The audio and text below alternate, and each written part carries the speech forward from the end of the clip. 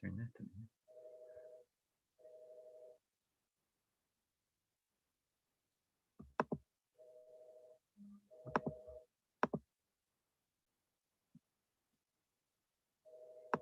Good morning, friends. Good morning. Looks like I did it correctly again today. Wonderful. Oops. That's good to hear and good to see that I did that. I'm happy. I'm kind of proud of myself. I'm learning this new technology and all that kind of stuff. So this is great. This is great. Supposed to also be streaming live on YouTube, and there it is. Wonderful. This is bonuses happening left and right over here. So good morning. I'm Brian. Um, I'm the chief knucklehead here at Christ United Methodist Church in Waynesboro. We sit right on, pretty much right on the border with Maryland, and I know some of you are joining me from the same town or right around here, and others are joining from far away or watching from far away at a later time. All of which is great. We're so thankful that you chose to do that, chose to take some time and spend some time spend some time with me, spend some time with us, and spend some time with each other. This is all good stuff, people. So we've been journeying through the book of Exodus, and it's been a journey, has it not? We've been journeying right along with the Israelites as they've been leaving. Yep. See, I almost forgot. Facebook and YouTube give me numbers of people, but it would be nice to see who you are. So check in, say hello or good morning or any of those kind of things. And a bunch of you're regulars, so you're already way ahead of it. And I got to get caught up here on my stuff. Good morning, Han. Good morning, Cindy. Hi, Pat. Hello, Cheryl. Ron is joining us. I must be on the big screen, Ron. You're joining us here on Facebook rather than sending me a text. Of course, either of those is good. Either of those is good. And if you have comments or questions about something that I say or something I don't say that you've read, involving the readings, you can send me a message. You can just put it right here on the stream on Facebook. I'm not onto the YouTube right now. I probably should have both of those running so that I could do that. I'll try to remember to do that tomorrow, so that I can keep up with any of your comments and things on YouTube.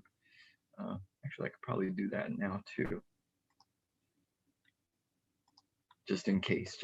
So you can say things there as well, and I'll try to pop back and forth. So if you see my eyes drift off to the side, I'm not losing interest in you or in what I'm saying. I am trying to make sure I can stay connected, and I've got to bounce between tabs on the computer to see. And good morning, Jolene. It is a beautiful morning, is it not? Gorgeous sunshine, fairly warm out there this morning. I'm wearing a thin long sleeve shirt today, so this is all good stuff. So we're gonna get right into it. Oh, well, actually, no. First, announcement time, I guess. This week is a regular week. I don't have any early morning meetings this week. So today's Tuesday. Obviously today, tomorrow, and Thursday, we will be live at 9:00 to take care of things. I cannot say the same thing about next week. Next week, I have a couple meetings and I have a medical thing. So Hawaiian tomorrow, maybe Hawaiian shirts. Maybe not tomorrow, but probably tomorrow is Wednesday. So yeah, it might be. I just have to dig them out and iron them up a little bit before we get to that. But there's a possibility you'll see some floral print tomorrow and or Thursday. Back to the schedule for next week. At least 2, if not 3 of the days next week will probably be recorded, pre-recorded and uploaded, ready to go for 9:00 for you to watch anytime after 9. I'm sorry that I can't do them live. I can't even do them live at like an hour early or something like that. The schedule next week with my meetings and that medical thing preclude the possibility of that. So yeah, ugh on the medical thing. Yeah, you ain't kidding, huh? You ain't kidding there, Bat. Anyway, So that's the schedule like for next week. I'll try to firm up some of those details, but it looks like at least 3 of those days are going to um, be pre-recorded. All right, and they'll probably be coming, and even the live one will probably be coming from home, because got to do a COVID test on Monday to get ready for the medical thing on Thursday, and they want me to self-quarantine for those 3 days, so I'll probably be doing it from home. Anyway, so we're going to turn to Exodus, and starting with 25. Now, from chapter 25 to chapter 40 is a lot of talking by God. A lot of talking by God. When last we left young Moses, or middle-aged Moses, God had invited him up. Roll call present. When God had invited him up to join God on the top of the mountain. The regular people could only be at the base of the mountain. The priests, the special people were allowed to come halfway up, but only Moses was allowed to enter the cloud, even though he cheated a little bit and he took Joshua part way, which God hadn't said he could do, but nobody died, so I guess that was all right. So Moses is now up in the cloud, and it said he's there for 40 days and 40 nights, which we understand just means a long time. Okay, so he's there for a long time, week, 2 weeks, whatever.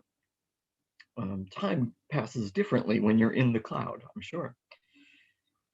So throughout this passage from 25 to 41, God speaks to Moses 7 different times, and that takes up most of the remaining portion of the book of Exodus.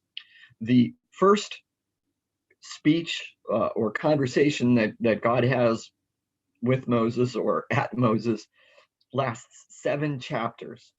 So it's from chapter 25 through and including chapter 31. So for the next 7 days, we're going to be talking about this speech from God to Moses, which has a lot to do with worship, with the tabernacle, and hints towards the temple.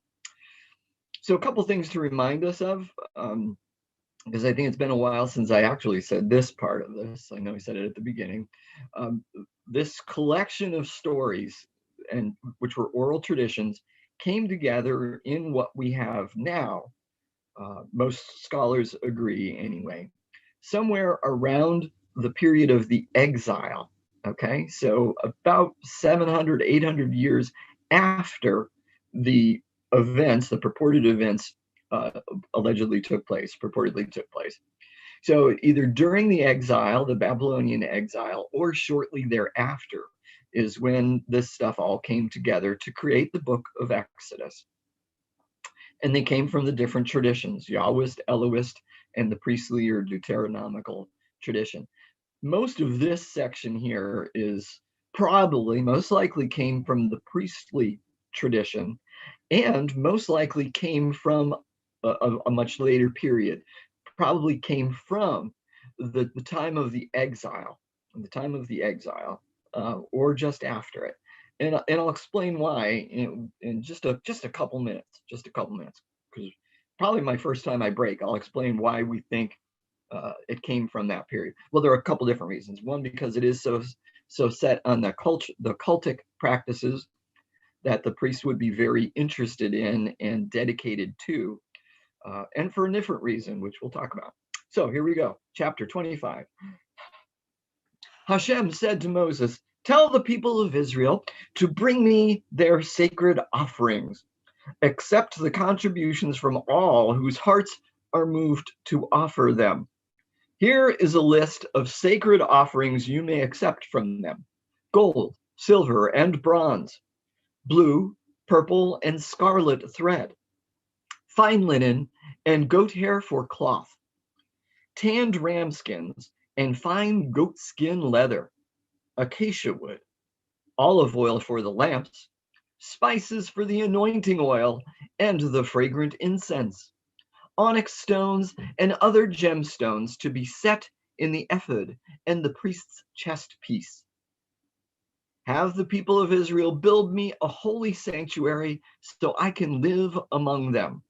You must build this tabernacle and its furnishings exactly according to the pattern I will show you. Pause. Okay. So right in here, there's a couple of clues that it probably is not an old, a really old story. It's probably not from the time of the actual time of Moses, the literal time of Moses. That it came much later from this exilic period. First would be, where did all this stuff come from? Yes, the Israelites were said to have stripped Egypt, right? And they took all that stuff with them, but they really couldn't take everything. They did have to leave in a hurry. They were limited with how they were going to carry stuff. So having all this extra stuff kind of doesn't really seem possible. And remember, there weren't as many of them as the movies might indicate, or as even your translations, our translations might indicate. They're probably exaggerated numbers. So if that's the case, where did they come up with all this stuff? It would have been much easier for them to have later. And the priests are even just saying, putting this out there, this is what they did, quote unquote. Okay, so that's part of it. But the bigger thing is actually in a couple of words that I don't really like the translation of. It says in verse 8, this is the New Living Translation, it says, so I can live among them. I know the NRSV, and I'm pretty sure the NIV translates that word as dwell, which is a good word. Is a good word, and they're similar, a little bit different in context, but similar. Neither one really gets the context and the understanding of the Hebrew. The Hebrew context of that word that we translate dwell or live is temporary. An actual better word than dwell or live might be bivouac. Okay, I know that sounds militaristic and stuff though, but to bivouac is a temporary encampment. You set up a tent, you're bivouacking. It's a temporary residence. So by using this Hebrew word that has that context, yes, it means to dwell or live, but it has this context of freedom of movement. It's helping to point out that although God is choosing to live in this place and choosing to live amongst these people, God has freedom to go wherever God wants to go. So the Israelites are not going to capture God so that God will permanently live among them, but God can bivouac amongst the people and move along whenever God chooses to. Okay, so it's an interesting theological point and difference between those two. And the word tabernacle, yes, that's what the word is. The word is tabernacle. But just so we understand it, because we use the word tabernacle to refer to a building most often.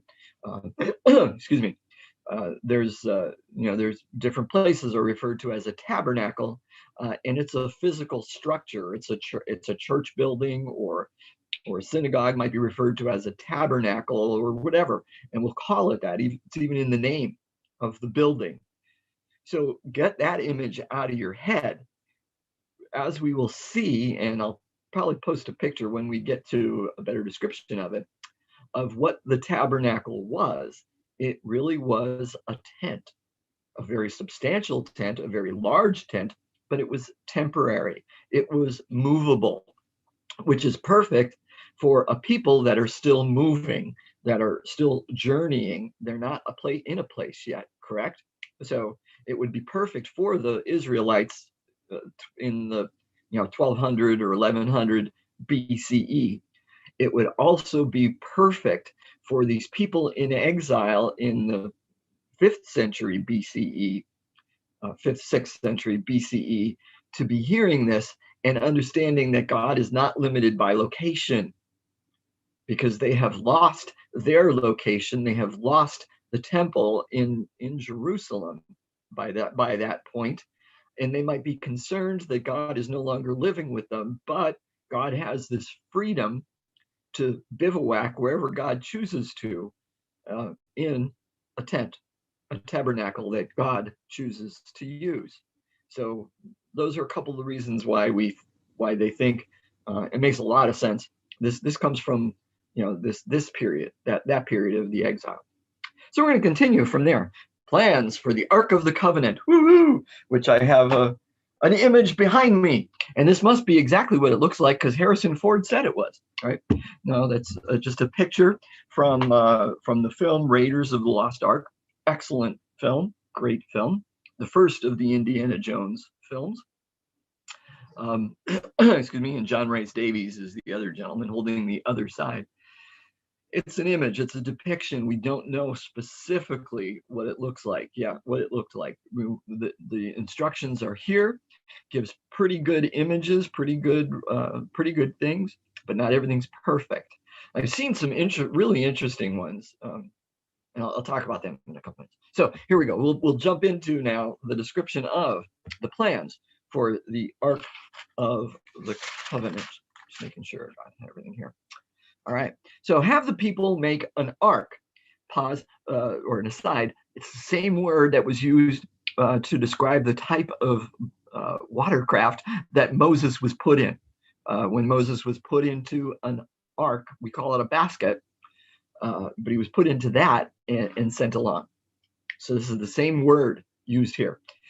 Have the people make an ark of acacia wood, a sacred chest, 45 inches long, 27 inches wide, and 27 inches high. Overlay it inside and out with pure gold, and run a molding of gold all around it. Cast 4 gold rings and attach them to its 4 feet. Pause. The movie shows it up a little high. They probably should be down here. Those are the feet, not way up here.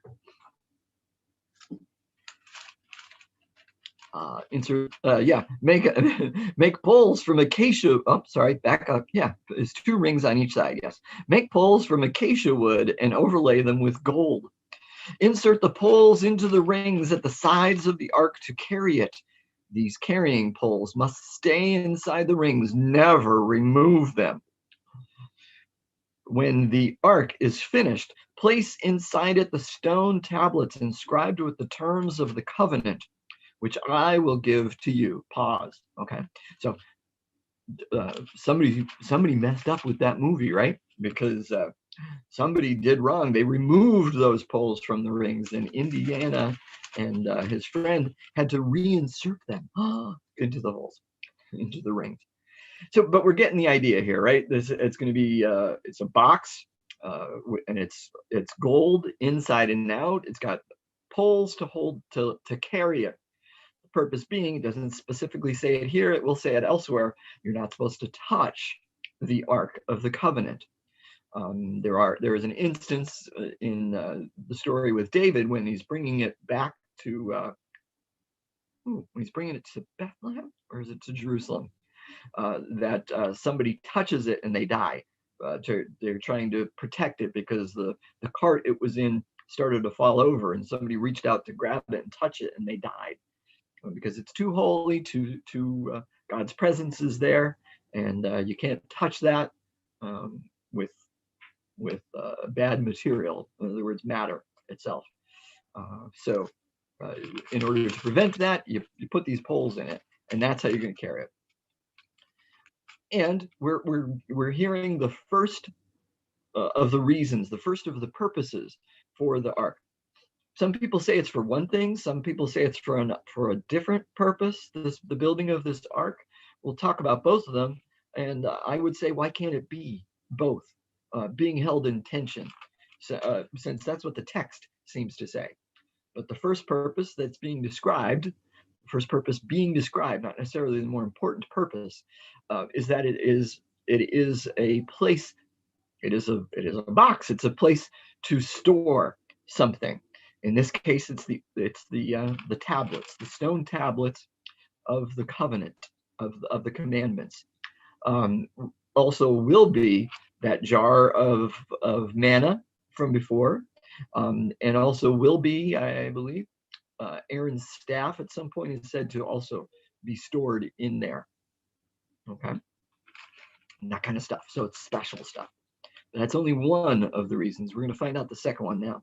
Then make the ark's cover, the place of atonement, also referred to as mercy seat, might be the translation you have, from pure gold. It must be 45 inches long and 27 inches wide. Then make 2 cherubim from hammered gold and place them on the 2 ends of the atonement cover. Mold the cherubim on each end of the atonement cover, making it all of one piece of gold. The cherubim will face each other and look down on the atonement cover. With their wings spread above it, they will protect it. Place inside the ark the stone tablets inscribed with the terms of the covenant, which I will give to you. Then put the atonement cover on top of the ark. I will meet with you there and talk to you from above the atonement cover between the gold cherubim that hover over the ark of the covenant. From there, I will give you my commands for the people of Israel. Pause. Here we see the second reason for this ark, or actually third, I guess we would say.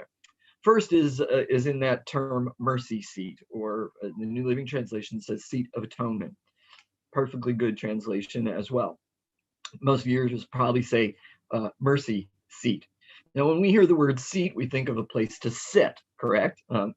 That's not exactly what it would have been for. That's not what it have been for, although we could say, God sort of sat above it when God spoke, when God was there and present and talking with Moses. But the better understanding of this idea of mercy seat is that it is a cover, and it's a seal. That's in the context of the Hebrew word that we translate cover and mercy seat, is that it's a seal. It's sealing something off. Some suggest, good suggestion, is that the covenant stones, the 10 commandments, would almost symbolize sin, and that this lid, this cover, is sealing off sin and the danger of sin and the death of sin. We would add that anyway. The danger of sin, the heartache of sin, being sealed off from everyone else, and that God's presence is above the seal. We might add to that saying that God's presence would help keep the seal in place. Okay. So there's that context in there. So the seal, this mercy seat, seal, cover, seat of atonement, is important. Hence that word atonement, because that's in there, because the seal is providing atonement compared to, by separating, it's keeping sin in its place. That's one understanding. You may or may not accept that one. That's fine. I'm just telling you what various commentators say. Makes sense. The other thing that this passage definitely tells us this ark is for is for a place for God to meet with Moses, to meet with the people, and to declare things, to state things, to give instructions. I know it says commands, but let's say instructions to Moses and through Moses to the people. Okay, so some people say it's the importance of the ark is as a storage bin, and others say that it was the intention of the ark is to serve as this throne for God, this temporary throne, earthly throne for God in this tent where God sat and spoke to Moses.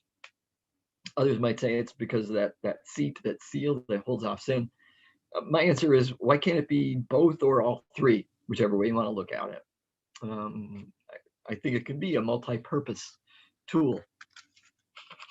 So we're going to continue on. Oh, no, I'm sorry. The cherubim. Now the cherubim, right up here on top, fairly good representation based on the description. They're seated on top, facing each other, looking down at the mercy seat, and they have their wings spread out. And based on how it says that there, we're not exactly sure, but the way those those wings are kind of spread out over the mercy seat seems to be fairly accurate. Now, I've also seen some depictions, which I think are pretty interesting, that the back wing is held up like this, like straight out like this, and the front wing is laid out flat but low to it, and that this may not be actually straight out like that, sort of up at an angle, so that when the two wings that are on the backside are held up like this, it's forming like the back of the seat, the back of the throne, and the two that are laid flat provide the seat. So it ends up being a triangular shape image behind there, which is a cool representation, especially if we think of it as a literal seat for God, that God would sort of be resting on their one set of wings, and leaning back against their other set of wings. That one would be a seat and one would be the backside. One would be a cushion, one would be the back of the chair. All right. So it's interesting. And when you read cherubim, please, please, please don't think Hallmark or Precious Moments. Okay, we're not talking an innocent, overweight baby or child. They're probably quite scary, very powerful beings.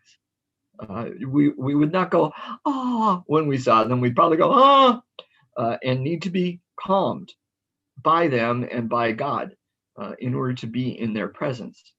So again, these representations are pretty good. Pretty good. They don't look like those, do they? Continuing. Now we move on to another piece of furniture. So far we've gotten two things that they had to build: the ark and the mercy seat, or the seat of atonement. Now we're moving on to the table. Then make a table of acacia wood, 36 inches long, 18 inches wide, and 27 inches high. Overlay it with pure gold and run a gold molding around the edge. Decorate it with a 3-inch border all around and run a gold molding along the border. Make 4 gold rings for the table and attach them at the 4 corners next to the 4 legs. Attach the rings near the border to hold the poles that are used to carry the table. Make these poles from acacia wood and overlay them with gold. Make special containers of pure gold for the table: bowls, ladles, pitchers, and jars, to be used in pouring out liquid offerings. Place the bread of the presence on the table to remain before me at all times. Pause. So in addition to a gold Ark of the Covenant, now we need more acacia wood and more gold to build a table. And this table, in order to move it, you got to use 2 poles in 4 rings. So I don't know about acacia wood. Must be a fairly hefty weight of wood, but definitely pure gold is heavy. It's a heavy metal. Heavy metal. So with that weight, perhaps is why you need these poles to move it around. Again, acacia wood poles covered with gold. Lots of gold. Now on the table, God says you need to make these special gold plates, pitchers, bowls, flagons, I think is how the NRSV translates it, a pitcher or a chalice of some form, perhaps. And it says here used to pour out liquid offerings. I don't think that's how the NRSV translates it. That might be in there, because we're not 100% sure. It really doesn't go into detail as far as what everything is used for, including the bread of the presence. It is supposed that it was for one of, if not both, either or and two things. One, merely as an offering you put on the table in God's presence to nourish God. Okay, that's a possibility. The other is that it was there before God so that certain people, in this case Moses, could go in and eat and drink with God very similar to what Moses and Aaron and Eliab and or Elihu and the 70 elders did, just Abihu and Nahum, right? What all of them did, or Nadab, what all those did with God just a chapter ago. That now God is providing, you're going to have this bread of presence always before me. And so you can come in and sit down and eat with me. That's pretty cool. So maybe it's one, maybe it's the other, maybe it's both. Maybe it's both. And yes, maybe those pictures and stuff, maybe that's for whoever is eating with God so that they can have some wine to drink along with it. Or maybe it is for pouring out a liquid offering, as this states. And then again, maybe it's both. Maybe it's both. I should be checking here to make sure. Do I have any? Nope, no texts, no questions so far on any of that stuff. Hang on a second. I'm going to just double check here on. Oh, no good. No questions on there either. All right. On YouTube. Just checking to see who's watching there. All right. So we get it, right? Got to have this stuff. Not 100% sure what it's for. Now, God moves on to the last one. Plans for the lampstand. Plans for the lampstand. Got to have a lampstand in the tabernacle.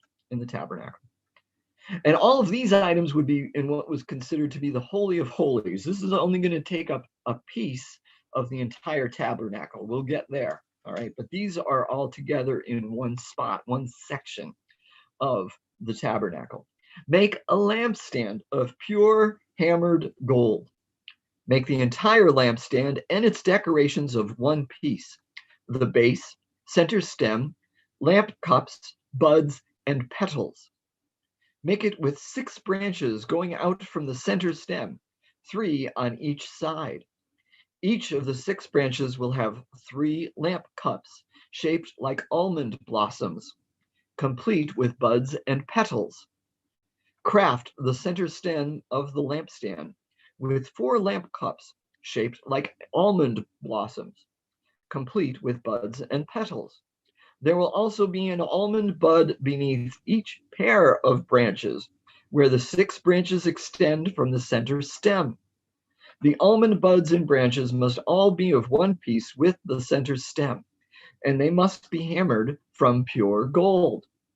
Then make the 7 lamps for the lampstand, and set them so they reflect their light forward. The lamp snuffers and trays must also be made of pure gold. You will need 75 pounds of pure gold for the lampstand and its accessories. Be sure that you make everything according to the pattern I have shown you here on the mountain. End of chapter. Pause, but not end of talking for me. A special place or thing to carry those bowls, etc. when moving. No, it does not say that. Excellent question, Cheryl. No, it does. It doesn't say, at least not yet, and I don't recall if they do talk about that later. Perhaps they're just supposed to be carried in place on top, which would be tricky. So they probably do provide for that. We'll get there if they do, right? I don't remember. It's been a while since I read Exodus. But excellent question. Okay, so back to the lampstand. Very intricate, very detailed in the description of what this looks like. A center stem, multiple branches coming off, looking like almond blossoms. So it's floral design, floral pattern, almost looking like a tree with the various branches and the blossoms on the ends and turning into lamp cups, which I would presume is what you would put the most likely olive oil into. That's what they would burn things from to create a lamp. So these cups would hold the olive oil that you would burn to create the lamp, the light, and have them set so that the light is reflected forward. So sort of you would need a piece of gold up behind the cup. You would have the cup here, the cup would be here, the gold up behind it to reflect the light outwards, because which is cool. And Oh, another movie reference, right? If you ever saw the movie The Mummy, the Brendan Fraser version anyway, when they're down in the deep, dark underground of this of where the mummy was, they used mirrors so that all you needed was like one lamp, one flame, but the mirrors were set that the light would bounce off of that one and onto another and light the whole place. Um, because if you only light a light, it's only going to illumine that area. But by having these lights with this reflector behind them, it would cast the light forward towards the people, really, and towards Moses, because God doesn't need the light, of course. So that's kind of the part of the purpose. Other than that, we're really not told what the purpose for the lampstand is. Moses isn't told what the purpose of the lampstand is. Perhaps just because it's as simple and as basic as a source of light. We are, of course, talking about a time when light pollution did not exist. So things were very dark. Things were very dark. So the idea of having a constant light would be a source of comfort for the people, and the idea of protection. So perhaps by having this light, that was the purpose of that. Also could be that symbol of God's light, protecting and being with them, and perhaps even recalling the light of the flame in the pillar of cloud at night, as they traveled. So could be one of those things, could be all of those things. God doesn't specifically say. Now, what's super interesting and very important, this is very important to catch, and we may not catch it, is actually in just those last few words. Just those last few words, not even the whole last sentence, the whole last verse. But we can read the whole last verse. Be sure that you make everything according to the pattern I have shown you. We're reading this. It's a narrative. It's a story. We're reading it. But those words from God to Moses, it's saying, I didn't just tell you these things. I've shown you these things. God has put these images into Moses's head. Now that's cool. And to be honest with you, I think that's how God works more, with images and with that kind of stuff, than with speech, than with just words. So God has put images in Moses's head. He didn't just describe them, or she didn't just describe them and say, build the Ark of the Covenant 45 by 27 by 27. She put the image right into Moses's head of what it looks like. All right. So, which is more powerful. I think that's more powerful. I think it's more powerful, and going to last longer. Even today, we psychologists and psychiatrists say we learn better through visual imagery than we do from written or oral. Many people, perhaps even most, learn better from visual images. And even if you are an oral learner or a written word learner or reader learner, the visual images help cement what you're learning, what you're hearing, what you're reading into it. Light depicted life in abundance, divine presence, or life's direction versus death and darkness. Yes, absolutely. So it could be all of those things. It could that the lampstand could be that symbol of God's presence and that light, and the symbol of protection, and it could be just as simple as a light, a lamp. Theories vary. I think part of the point is that it's not, specifically, it's not specifically stated in the passage. Tree from the garden reference, beginning of menorah. Interesting, Cheryl. I would say no. It wouldn't be a reference back to Genesis, because remember, that story really hasn't. That story is probably in place by now, but a little bit different. And because there were numerous trees in the garden. Beginning of menorah. Nope. Menorah doesn't come out until the intertestamental period. It does not come up in the Old Testament, or really in the New Testament. The menorah comes out of the story of Hanukkah, which comes from what we would refer to as the Apocrypha, one of the books of the Apocrypha, which is, and I don't remember which one it is. I'll have to think about that one, but it's one of those, Esdras and first, second. Oh, it's from one of the Maccabees. It comes from one of the books of the Maccabees. So in reference to a story from there. Good questions, though, folks. Good questions and good insights, good thoughts. Absolutely, absolutely. So I pray that God has spoken to you today, that God has touched you in some way through these words, that you've learned something, or that kind of stuff. Now, as you go about your days, keep your physical and spiritual eyes open. Did you use the pronoun she? Put the image in his head. Yeah, I did. I used both pronoun. I used both he and she in that passage when I was referring to God, for personal reasons, and because some of you may prefer that and understand that better. It's interesting. You've probably heard the word Shekinah, which refers to a glorious presence of God in some ways. The term Shekinah comes from Judaism, and it refers to God's feminine aspect.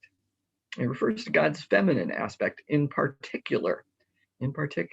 So the idea of God having what we might consider to be male and female aspects is not a new thing. It's not something that came out of the last 20, 30, 50, 60 years. The idea of God having male and female aspects, it goes back thousands of years. So anyway, back to what I was finishing up here, wrapping up. Keep your physical and spiritual eyes and ears open to what God is doing in your life today, and not only your life, but in the life of those around you, everyone you meet. When you see it happen, thank God. Then tell somebody and suggest that they start looking and hearing too. Okay. Talk to you later. Have a blessed day, my friends.